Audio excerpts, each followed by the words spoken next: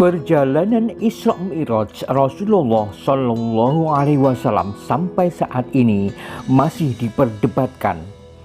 Ada yang berpendapat bahwa hanya roh Rasulullah yang dimi'rajkan. Ada pula yang berpendapat jasad, ruh dan spiritual Rasulullah yang dimi'rajkan. Lalu saat ini hal yang tidak asing bagi kita adalah kita bisa menempuh perjalanan ribuan kilometer, bisa kita jangkau melalui pesan WhatsApp, SMS, Messenger, video call, dan Zoom. Kecepatan kilat inilah yang mengindikasikan bahwa jarak ribuan kilometer dapat dijangkau dalam waktu beberapa detik saja. Lalu, bagaimana dengan perjalanan Isra Mi'raj Rasulullah itu sendiri?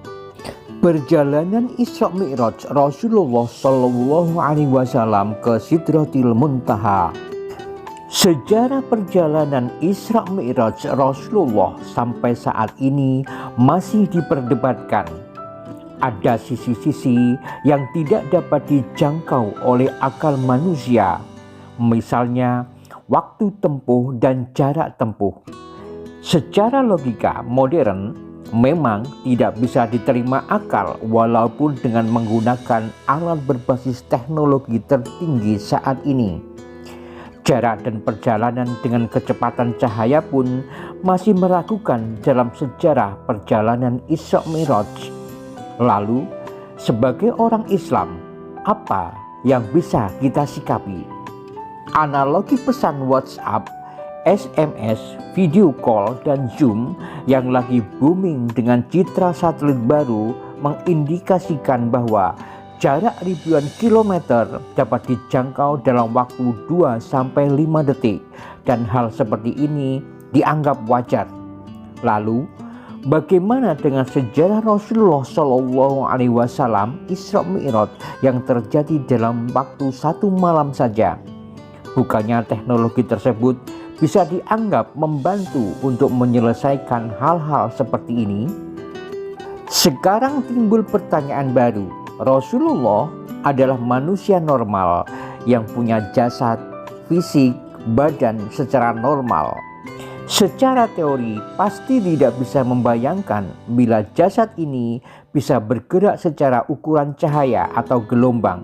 Mustahil untuk bisa bertahan hidup, kecuali bila jasad Rasulullah berubah menjadi cahaya atau gelombang yang senyawa dan kecepatan cahaya dan gelombang tersebut. Mungkinkah jasad Rasulullah berubah bentuk ataukah dengan alternatif lain seperti media yang digunakan untuk menemani perjalanan Rasulullah yang dinamakan burak itu? Coba kita telaah surat Al-Isra ayat 1 yang artinya, Maha suci Allah yang telah memperjalankan hambanya Muhammad pada malam hari dari Masjidil Haram ke Masjidil Aqsa, yang telah kami berkahi sekelilingnya agar kami perlihatkan kepadanya sebagian tanda-tanda kebesaran kami. Sesungguhnya Dia Maha mendengar lagi Maha melihat. Kalau melihat posisi dan makna surat Al-Isra ayat 1 ini, Rasulullah adalah sebagai objek. Artinya, Rasulullah manut saja apa yang dikehendaki oleh Allah Subhanahu wa Ta'ala. Allah lah yang mengundang Rasulullah untuk bertemu dalam penetapan sholat dan waktu-waktunya. Ibarat objek, maka Rasulullah bersifat pasif, tinggal mengikuti apa yang dikehendaki oleh Allah Subhanahu wa Ta'ala. Mungkin analogi sederhananya seperti ini. Allah Subhanahu wa Ta'ala mengundang Rasulullah untuk bertemu dengannya, maka segala sesuatunya sudah dipersiapkan sebelum-sebelumnya oleh yang mengundang, karena dianggap sebagai tamu istimewa. Hal-hal yang dipersiapkan seperti akomodasi, pesawat, dan lain-lain. Secara normalnya analogi seperti ini. Anda diundang bos besar perusahaan Anda untuk bertemu di Kutub Utara untuk liburan. Anda tidak perlu bawa apa-apa karena tiket pulang pergi, akomodasi selama dalam perjalanan sampai ke tempat tujuan itu gratis, ditanggung 1000% sama bos Anda. Ini artinya Anda tidak perlu tahu cara Anda sampai ke kutub utara. Anda tinggal mengikuti saja dalam perjalanan tersebut. Hal-hal lain itu tugas dari bos yang mengundang. Anda tidak perlu pusing memikirkan berangkatnya pakai apa, makan apa, di sana mau ketemu siapa, apa yang harus dikerjakan, dan yang lain-lain. Begitulah kira-kira analoginya. Banyak pendapat tentang perjalanan Rasulullah ke Sidratil Muntaha ini. Ada yang menyebutkan Rasulullah ke Sidratil Muntaha bersama jasadnya, badannya, atau fisiknya. Dan ada pula yang berpendapat bahwa perjalanan tersebut hanya ruhnya saja yang diperjalankan karena menyangkut perjalanan spiritual. Dan ada pula yang berpendapat bahwa perjalanan Isra Mi'raj ini terjadi secara sempurna di mana ruh dan jasad Rasulullah ikut serta secara utuh sebagai manusia normal yang mempunyai anggota tubuh seperti tangan, kepala, badan, dan anggota tubuh lainnya. Sementara Sayyidina Aisyah berpendapat bahwa perjalanan Isra Mi'raj Rasulullah ke Sidratil Muntaha menghadap Allah untuk menerima penetapan sholat hanya ruhnya saja sebagai perjalanan spiritual tertinggi makhluk di dunia ini. Ketika Isra Mi'raj, Aisyah berkata jasad Rasulullah tidak diberangkatkan, tetapi Allah Subhanahu wa Ta'ala hanya memperjalankan ruhnya. Dan Isra Mi'raj terjadi ketika Rasulullah SAW belum menikah dengan Aisyah.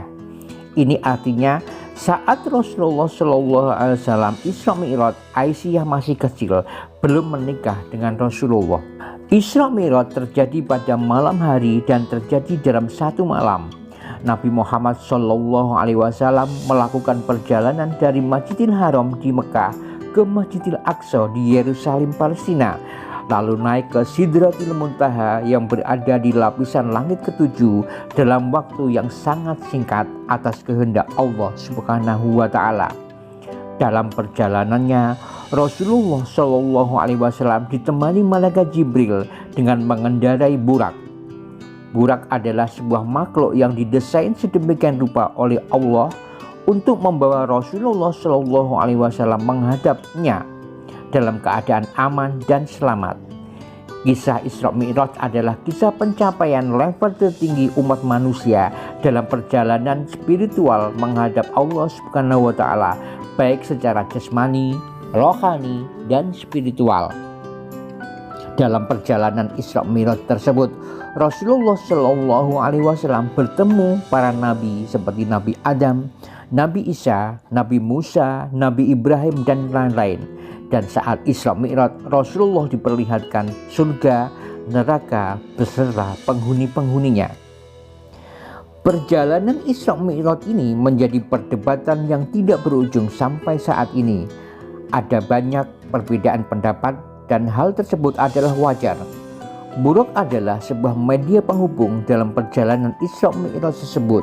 Kini kita sebagai umat Islam punya peluang mempertebal keimanan kita setelah memperingati Isra Mi'raj kali ini. Dengan sholatlah kita bisa merasakan Mi'raj di hadapan Allah Subhanahu wa Ta'ala, sebagaimana Rasulullah SAW melakukan Isra Mi'raj sesungguhnya di hadapan Allah Subhanahu wa Ta'ala.